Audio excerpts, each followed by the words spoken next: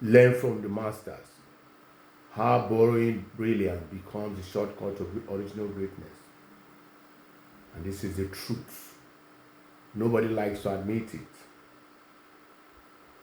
Let me start with something that might sound uneasy. Nobody starts original.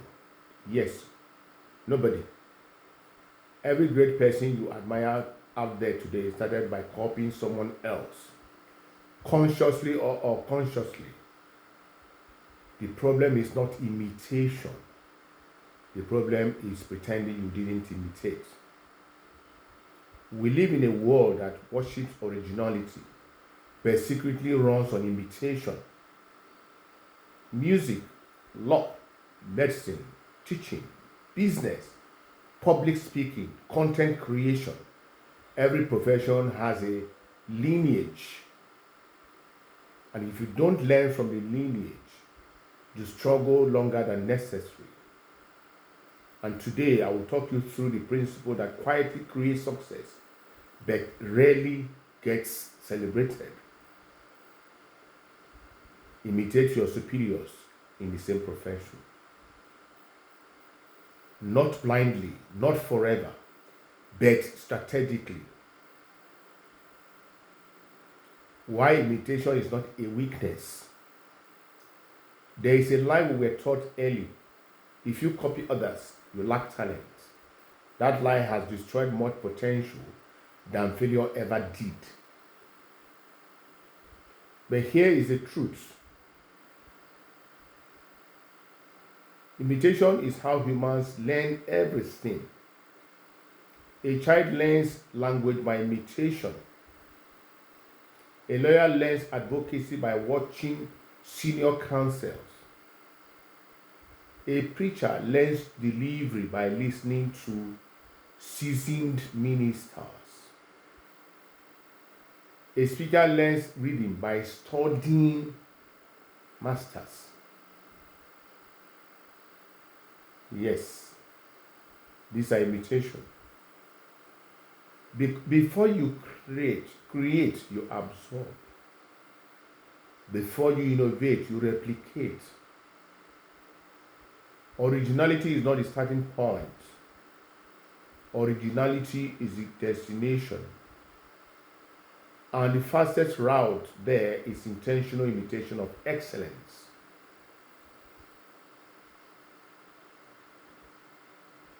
The law of professional DNA. Every profession has what I call professional DNA. How ideas are structured, how confidence is projected, how stories are told, how authority is carried, how mistakes are handled. You don't invent this DNA, you inherit it. The fastest way to inherit it is to study those already that embodies it before you. If you want to be a powerful speaker, study powerful speakers. A respected lawyer, study respected lawyers. A great teacher, study great teachers. And not random people, not mere motivational quotes. That is your superiors in your profession. Because success leaves patterns, not accidents.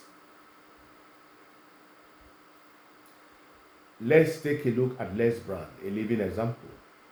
Let's talk about Les Brown. Many people admire Les Brown for his originality. Few people study his process. And Les Brown openly admits that he studied Zig Ziglar, Earl Nightingale, and Tony Robbins. He didn't deny it. He didn't hide it. He owned it. What did he imitate? Storytelling rhythm, voice modulation, audience engagement, emotional build-up, call and response patterns. But here's the key. He didn't imitate their life. He didn't imitate their voice exactly. He imitated their structure. Then he added his childhood struggles, his mom's struggles, UK struggles, his foster care story,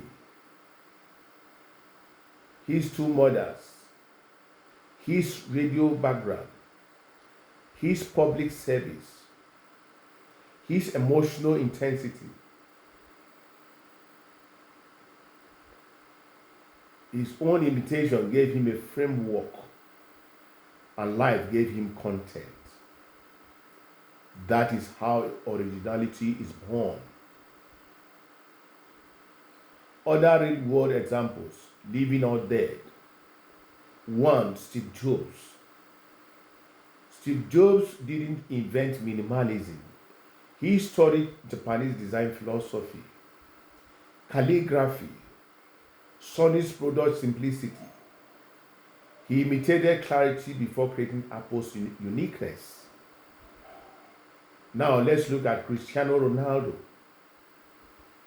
Cristiano Ronaldo did not start as the finished product we see today. Early in his career, Ronaldo studied and imitated players who were already ahead of him, especially Ronaldo, Nazario, the original R9, and Luis Figo.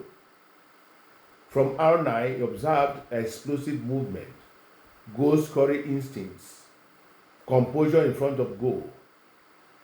From Figo, he learned wing play intelligence, ball control and positioning, professional discipline at the highest.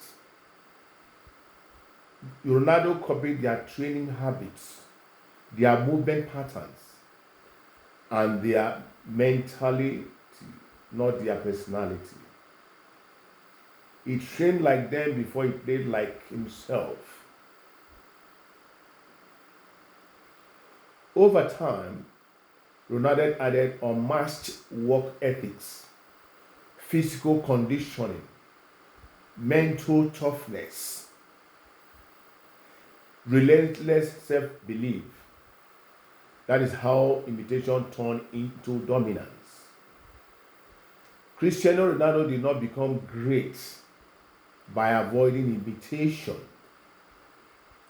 He became great by mastering it first and then going beyond it. Let's turn to Margaret Thatcher. Margaret Thatcher closely studied Winston Churchill. She adopted commanding language, moral certainty, unshakable presence.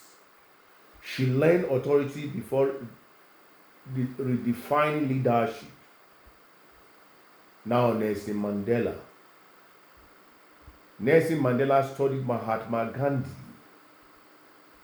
He adopted non-violent resistance, moral discipline. His strategic patience, he transformed imitation into liberation. Now, Lucky Dube. Lucky Dube studied Bob Marley. He adopted conscious lyrics, social commentary, music as a message. He carried his style and spoke with an African voice. Barack Obama. Barack Obama studied great communicators before him, especially Abraham Lincoln and Martin Luther King Jr. He adopted clear deliberate speech, strategic pauses, story-driven persuasion. He mastered the style first, then made it his own. Napoleon Hill. Napoleon Hill did not invent success principles in isolation. He studied Andrew Carnegie, Henry Ford, Thomas Edison. By imitating their thinking patterns, he distilled timeless laws of success. Now, UK legal professionals. Great advocates don't wake up brilliant. They watch how seniors frame arguments, how judges are addressed, how objections are raised, how silence is used strategically. No imitation, no mastery. The 3 stages of growth. Every professional passes through 3 stages. Stage 1, imitation. You copy tone, structure, timing. You sound like your mentors. This stage is necessary. Stage 2, adaptation. You adjust what doesn't fit your personality. You drop what feels forced. Stage 3, originality. Your voice emerges naturally, not because you forced it, but because you earned it. People who skip stage 1 struggle. People who refuse stage 2 stagnate. People who reach stage 3 inspire generations. How to imitate the right way. Here is how to imitate intelligently, not lazily. Choose 1 or 2 superiors. Not everyone. Too many voices create confusion. Study structure, not surface. Don't copy clues. Copy thinking patterns. Practice out loud. Your voice must get used to authority. Add your life experiences, your pain. I, for one, I was born into objectivity. My siblings never got education. I made up my mind to become somebody in life. I fell in love with the British education, and I studied 12 hours each day, and Providence provided, and I schooled in Britain. I absorbed their culture. My failures were turned into successes, and I had faith in myself and the Creator. These create their uniqueness for me. Give yourself permission to sound unoriginal. Early growth feels awkward before it feels powerful. I, for one, have been and it still is studying my chosen mentor, Les Brown. Why people resist this principle? People resist imitation because of ego, fear of criticism, false pride, social media pressure. Let me say this clearly. Nobody who matters will criticize your learning phase.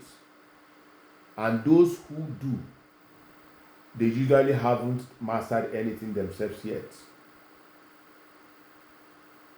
My final charge. Let me leave you with this. If you imitate fools, you become average. If you imitate masters, you become exceptional. You are not behind. You are not late. You are just one good example away from acceleration. Borrow wisdom, borrow structure, borrow courage. Then, when the time is right, add yourself. That's how legacies are built. See you in the next video.